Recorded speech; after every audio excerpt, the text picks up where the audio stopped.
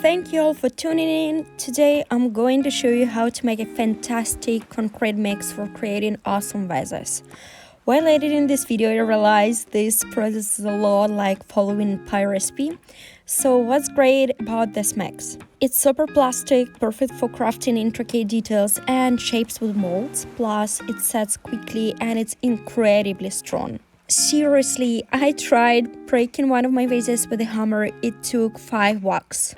But remember, it's not clay, so it has its own quirks, advantages, and limitations. Let's get started by gathering what we need. We'll be using water, glue, paper pulp, flour, and cement, of course. So recipe starts off like making paper clay. Grind up any paper you have. Egg cartons work great because they dissolve easily in water. Soak the paper for an hour, then blend it into a pulp. Why we need it? Because cement alone is not very plastic and can be brittle.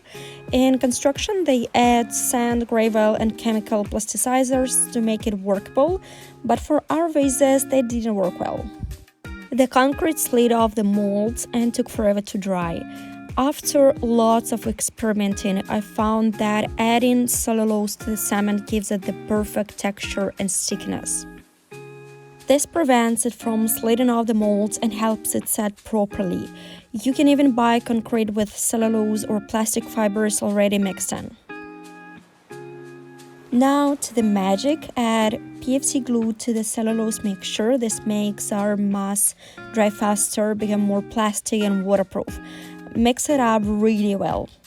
Next, add about 2 spoons of flour. Yep, flour, just like in a pie recipe. It makes the texture more viscous and helps everything stick together. Mix it well. Finally, we add the star ingredient cement. Use the best quality you can find. Add around 500 grams of cement to the mixture, then pour in a bit of water. Mix it until it's smooth and creamy as melted butter.